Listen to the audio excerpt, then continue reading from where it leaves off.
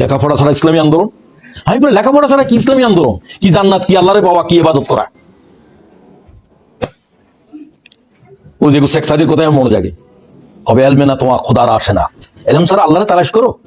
কতগুলো অন্ধ অমাবস্যার কালো রাতে কালো বিড়াল খুঁজতেছে। কোন রাতে?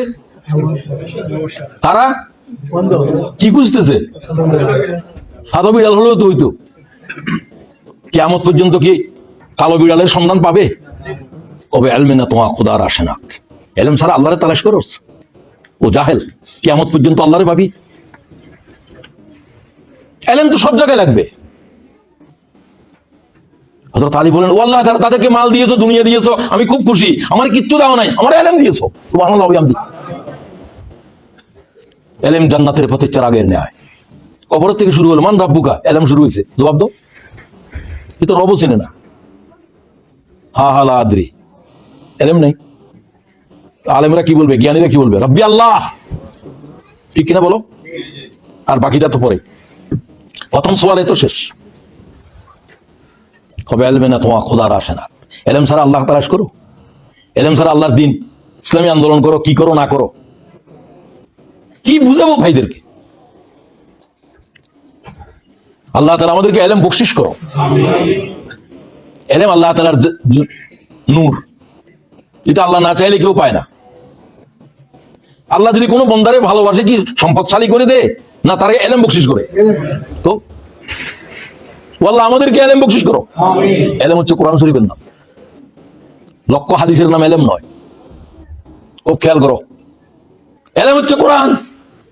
ইকরা, বড় যেটাকে আল্লাহ বলছে এটাই এলেম। 31 সালে শহীদ আহমদ বেরলভী শহীদ হলেন। জুমাবার ছিল সেদিন। এটা পড়ে নিয়ে, যেহেতু এই কিতাবের উপরে মাওলানা মওদুদী অনেক কাফের বলছে, শহীদ আহমদ বেরলভীর উপরে সমালোচনা করছেন। শহীদ আহমদ বেরলভীর উপরে কি বলছেন পজিটিভ, সেটা তো তুমি জানো না। মাওলানা বলছেন, শহীদ আহমদ বেরলভীর বাহিনীকে যদি কেউ দেখতো মনে হতো সাহাবীরা আবার এসে গেছে। হুম বিল্লাইলিল হুবান ওয়া বিন নাহারে ফুরসান, তাদের রাত কেটেছে যায় নামাজে, তাদের দিন কেটেছে ঘোড়ার পিঠে। সুবহানাল্লাহ। তারা এইভাবে হায়াত বছর করেছে। তারপরে আপনাকে দুনিয়ার ওসাইল, এই যুগে যুদ্ধ করার জন্য এই যুগের সর্বশেষ হাতিয়ার আপনাকে হাতে নিতে হবে। তা ছিল না, এর কোনো বিকল্প নাই। গোটা আসমানের থেকে ঈসা আলাইহিস সালাম চলে আসলো 7 তবক আসমান পার হয়ে। আসরের নামাজের সময় হলো, সিরিয়ার সাদা গম্বুজ মসজিদের পিলার থেকে ডাক মারলো, আমার জন্য সিঁড়ি নিয়ে আসো। ওমা, 7 তবক আসমানের জমিন পর্যন্ত আসতে কোনো সিঁড়ি নেই। মসজিদের এখান থেকে নামতে পারতেছো না কেন? এখন দুনিয়ার আসবাবের সাথে সম্পর্কিত হয়ে গেছে, এখন সিঁড়ি ছাড়া নামতে পারতো না। বুঝছো এখন কি নিতে হবে? কথা কি বোঝা যায়? কথা বোঝা যায়? কি যে বোঝা যায় আমি বুঝতেছি না কেন। সৈয়দ আহমদ বেরলভী জুমার আগে ঘেরাও করে ফেললো তাকে। তিনি মসজিদে ছিলেন, তার বাহিনীও ছিল। যুদ্ধ শুরু করা ছাড়া উপায় নেই। বললেন যে আসরের নামা তাহাজ্জুদ জীবনে কাজা হয় নাই কার? সর্বপ্রথম হাত উঠে গিয়েছিল সুফিনুর মোহাম্মদের, কমান্ডার, বালাকোটের কমান্ডার। তার কবর আমার এলাকায় নিজামপুরে। মিরসরাই পার হলে আপনি দেখবেন যে গাজী বালাকোট সুফিনুর মোহাম্মদ গেট। বালাকোটের গাজী নয়, বালাকোটের কমান্ডার। বহুত বড় আলেম। আমাকে একবার দেখা পড়া, অনেক বয়স্ক। বলতো সুফিনুর মোহাম্মদ সাহেবকে দেখছে এমন লোকের সাথে আমার দেখা হয়েছে। তো আমরা জিজ্ঞাসা করছিলাম, সুফি সাহেবকে আপনি তামাক খান না?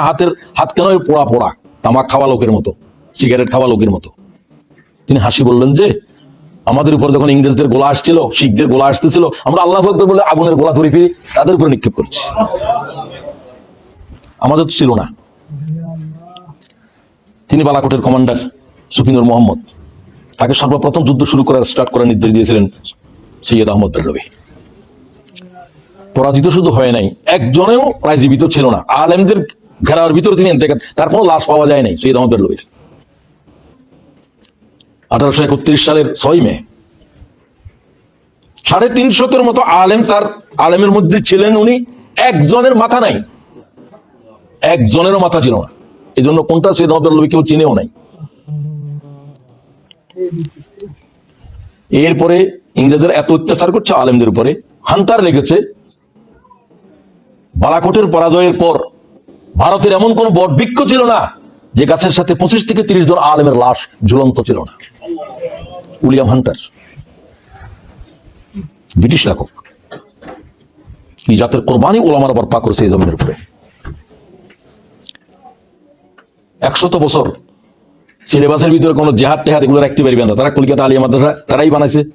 কলিকাতা আলিয়া মাদ্রাসার কাশাব, বাইজাবি, বুখারী সব খ্রিস্টান পাদ্রীরা ইহুদি পণ্ডিতরা পড়াইছে। পড়ছে যে যাদের হাতে, যারা তাদের হাতে শিখা ওস্তাদদের লোকের সাথে আমার দেখা হয়েছে, দারুল আলিয়ার প্রিন্সিপাল বলছে আমাদের ওস্তাদেরা অনেকেই, তিনি তখন বয়স্ক, মনা ফজলুর রহমান সাহেব, ফজলুর রহমান সাহেব লোকেরা জিন বলতো, পাশাতে বাইরে আসতেন যে পাগড়ি টাগড়ি পরা অবস্থায়, আর উজু করতেও দেখতো না, টয়লেটেও যেতেন না। 40 বছর দারুল আলিয়ার প্রিন্সিপাল ছিলেন। যাই হোক, এরা কাশাব, বাইজাবি এই সমস্ত কিতাব পড়ছে খ্রিস্টানদের কাছে, ইহুদি পাদ্রীদের কাছে, যারা কলকাতা আলিয়া মাদ্রাসায় তারাই পড়াইতো। দীর্ঘদিন পর্যন্ত কলকাতা আলিয়া মাদ্রাসার প্রিন্সিপাল ছিল খ্রিস্টান। ইংরেজরা কিভাবে ইসলামকে নির্মূল করেছে দেশে? ইসলামের জেহাদ থেকে এখন শব্দ নিতে পারবে না, সিলেবাস থাকতে পারবে না, সিলেবাস তারা প্রণয়ন করছে, ভালো করে বুঝেন। এরপরে দেওয়ান মাদ্রাসা হয়েছে, রাজনীতি নাই। এরপরে তবলিগের জমাত আসছে, এগুলাও এই কারণে রাজনীতি করতে পারবে না, রাজনীতি নিষিদ্ধ ভারতে, ইসলামের কোনো রাজনীতি করতে পারবে না। তো দেওয়ানও ওই রাজনীতি করতে পারবে না, এটার পরে কায়েম কি করবে তারা? তো সৈয়দ আহমদ বেল্লবীর কথা বলছিলাম। 100 বছর পরে একজন মুজাদ্দেদ খাড়া হলো। 1831 বালাকোট, 1931, 100 বছর পর কে খাড়া হলো? জোরে বলো। তরজুমাল কোরআন। একটা কথা বললেন, একটা কথার উপরে তরজুমাল কোরআন প্রবন্ধ লিখলেন ভারতের মুসলমানেরা। সৈয়দ আহমদ বেল্লবীর ইসলামী হুকুমত কায়েম করার জাহাদ 100 বছর আগে বালাকোটের জমিনের উপর শাহাদাত বরণের মাধ্যমে বুলন্ডিত হয়েছে কলেমার পতাকা। আমার মনে হয় এই কলেমাকে আরেকবার উত্তোলন করার সময় এসেছে। 100 বছর পরে মুজাদ্দেদ খাড়া হলো। আপনি মুজাদ্দেদও চিনেন নাই। 10 বছর পর্যন্ত লিখলেন, কোন আলেম, কোন ভারতের দেওয়াবনের কোন মুহাদ্দিসরা কেউ এগিয়ে আসলেন না।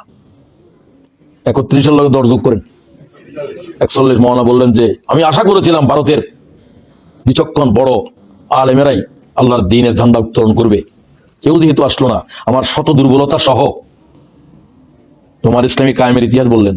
আমি সেই আন্দোলন শুরু করলাম, যে আন্দোলন বালাকোটের জমিনের উপরে কলেমার যে পতাকা বুলন্ডিত হয়েছিল, সে ঝান্ডা আমি আবার হাতে নিলাম। This is Jamaat Islami. তুমি জানো জামাত ইসলামী কি? ইতিহাস বললাম আমি, শানে নজরুল, সব কথা মাওলানা মওদুদের। তোমার ইসলামের ইতিহাস থেকে বলছি, এই লব্জগুলো মাওলানা মওদুদি বলছেন। ওই ঝান্ডা আমি হাতে নিলাম, যেটা 1831 সালে বালাকোটের জমিনের উপরে বুলন্ডিত হয়েছিল। আপনি কি জামাত ইসলামের ইতিহাস কি জানেন? খুব ভালো করে বুঝবেন। ভারতের এমন কোন পীর নাই, দেওবন্দের সমস্ত পীরদের পীর হলো কাসেম নানতুবি, অমুক, সবার পৃষ্ঠা হলো হাজী আমদাদুল্লাহ মহাজেরে মক্কি রাহিমাহুল্লাহ। এত বড় বড় আলেম ছিল মাওলানা কাসেম নানতুবি এবং আশরাফ আলী থানভী, এগুলো ভারতের শ্রেষ্ঠ আলেমদের অন্যতম। এদের চাইতেও বড় ছিলেন তখন দেওবনের মুহাদ্দিস রশিদ আহমদ গঙ্গোহী। তার সম্পর্কে আলেমেরা বলেন যে তার জন্মের 700 বছরের ভিতরে এত বড় আলেম আসেনি। তিনি রশিদ আহমদ গঙ্গোহী। তিনিও এই হাজী সাহেবের মুরিদ। কোন হাজী সাহেব? নাম মনে রাখো না। হাজী আমদাদুল্লাহ সাধারণ মানুষ নয়। তারা যখন হিজরত করে চলে যায়, তারপরে ব্রিটিশ গভর্নমেন্টের হুলিয়া ছিল, তার সব ছাত্ররাই এই জিহাদ আন্দোলনে ছিল। ওই হাজী সাহেবের সিএম পর্যন্ত পড়েছেন, আলেমরা জানেন। সিএম রশিদ আহমদ গঙ্গোহী জিজ্ঞাসা করলো, সিএম পর্যন্ত পড়ছে যে একজন লোকের আপনি মুরিদ কি করে হলেন? রশিদ আহমদ গঙ্গোহী কি জবাব দিচ্ছে জানেন? তখন আঙ্গুর খাচ্ছিলেন যে প্রশ্নকারী, তিনি তখন দারুল মুহাদ্দিস। দারুল মুহাদ্দিসদের ভিতরে রশিদ আহমদ গঙ্গোহীর মতো মুহাদ্দিস আসে নাই আর। তিনি বললেন যে তুমি কি খাচ্ছ? আঙ্গুর। কোথায়? হাজী সাহেব তুমি নাম জানো, মনে করো আমি আঙ্গুর খাই নাই, এটার নাম জানি আঙ্গুর। সমস্ত এলেম হলো যে নাম জানা। আদম আলাইহিস সালাম আল্লাহ কি শিখালেন? ওয়া আল্লামা আদম আল আসমাউ কুল্লা, আল্লাহ তাআলা সমস্ত কিছুর নাম শিখিয়ে দিলেন। এলেমের মূল জিনিস হলো নাম শিখন। এটা এটার নাম, এটা এটার নাম, এটা এটার নাম, এটা কথা আমরা এটার নাম জানি, আমরা তো খাই নাই, মনে করো আঙ্গুর খাই নাই। আমার উস্তাদ হাজী আমদাদুল্লাহ মহাদের মক্কি এর নাম জানে না, এগুলা খেয়ে ফেলছে। আমরা নাম জানি, খাই নাই, এগুলো পার্থক্য।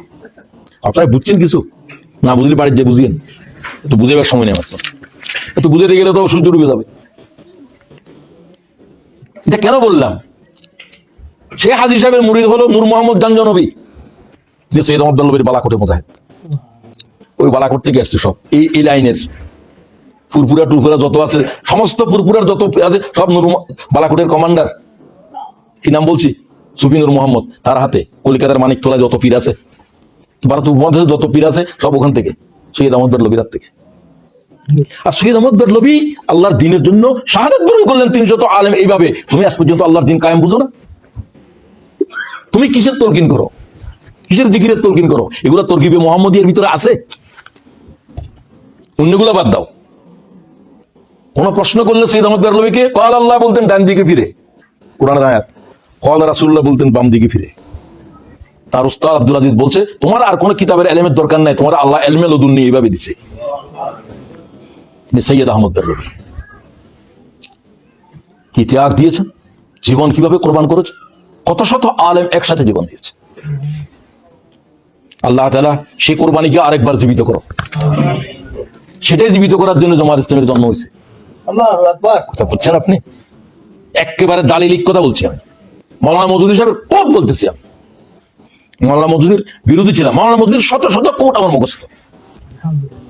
আমি মাওলানা মওদুদীকে টপ টু বটম পড়ার চেষ্টা করছি, আপনাদেরও পড়া উচিত। অন্তত একটা জীবন, একটা বিপ্লব, একটা ইতিহাস।